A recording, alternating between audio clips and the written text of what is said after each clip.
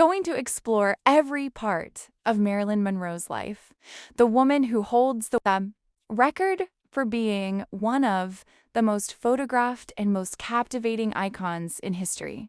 Marilyn Monroe's story is not merely the biography of a Hollywood actress. It is the unfolding of a human soul against the unstoppable forces of destiny, fame, heartbreak, and longing. To understand Marilyn, truly understand her, you must start long before the platinum hair, the red lips, the white dress above the subway grate. You must return to the quiet, trembling heartbeat of a city called Los Angeles in 1926, when a baby named Norma Jeane Mortensen arrived without knowing she would one day become the most photographed woman on earth. There was no gentle welcome waiting for her, no golden cradle, no warm, steady family. Her mother, Gladys, was a woman haunted by shadows in her own mind, shadows that sometimes whispered, sometimes screamed.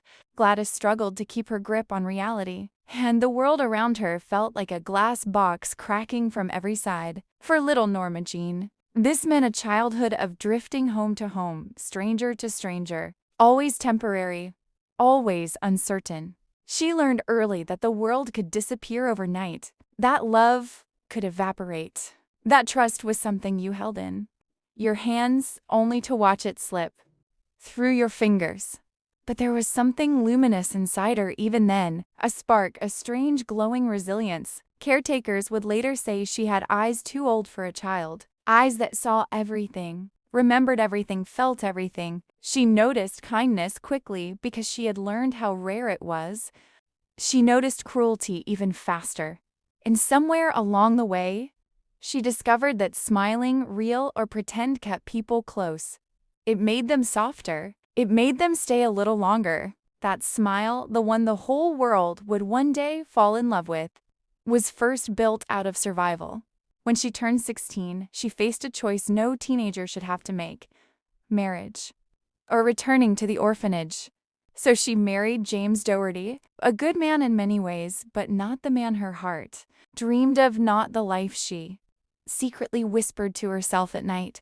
Marriage offered safety, but safety was not the same as happiness. Deep down, Norma Jeane felt a restlessness that pulsed through her bones like electricity. She wanted more. She wanted the world. Not fame, not yet, but freedom. A chance to breathe, to become someone. And fate, as fate often does, arrived in the unlikeliest of places: a factory floor during World War II, among roaring machines and dusty metal parts. A photographer walked in, looking for a patriotic factory girl to capture for a magazine. He saw Norma Jeane. He saw the spark. The camera saw her too, saw the softness in her face, the radiant innocence, the magnetism she didn't even know she had. In that moment, something shifted. A door opened. A destiny awakened. Modeling became her entryway to visibility. Suddenly, her face appeared in ads on the covers of magazines, in places she had never imagined. She learned the power of angles, lighting, expression, how to turn her vulnerabilities into allure. She also learned how people responded to beauty, how their eyes widened, how their voices brightened. It was intoxicating and confusing and thrilling all at once. When a Hollywood agent approached her, offering the chance to sign with 20th Century Fox, she felt something deep in her chest whisper, "This is it."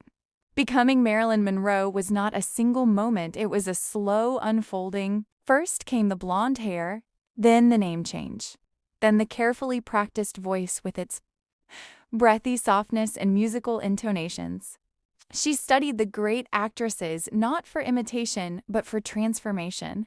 She practiced expressions in the mirror until she understood how to capture sadness without tears, desire without words, joy without laughter. She worked relentlessly, fueled by a fierce hunger for success that grew out of years of being unseen.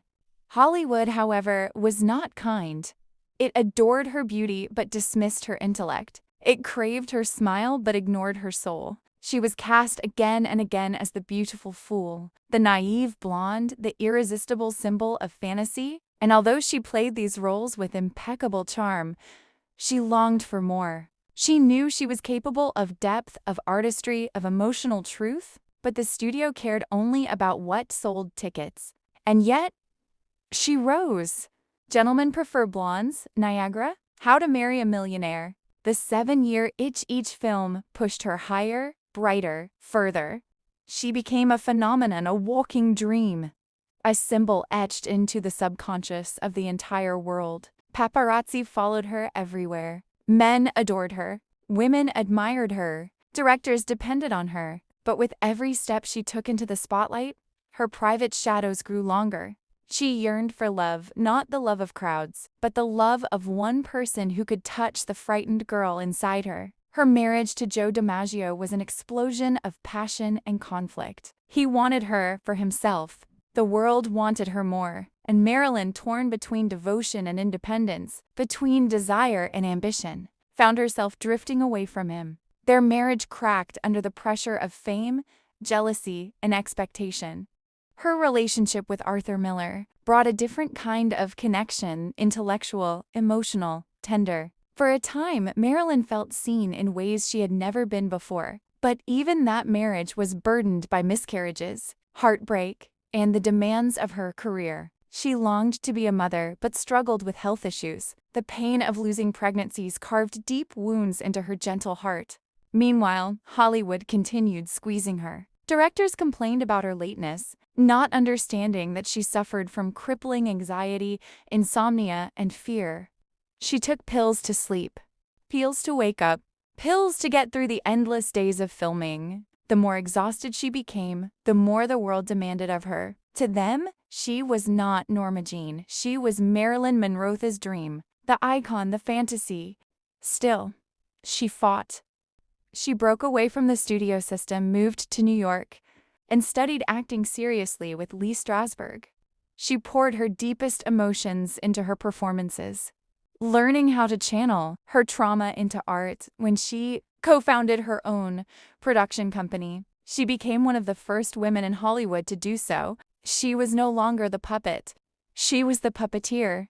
And she delivered performances of remarkable depth. Bust Stop, The Prince and the Showgirl, proving she was not just a star, but an actress with soul. But fame is a double-edged sword. For every person who adored her, another wanted to control her. For every door she opened, another door slammed shut.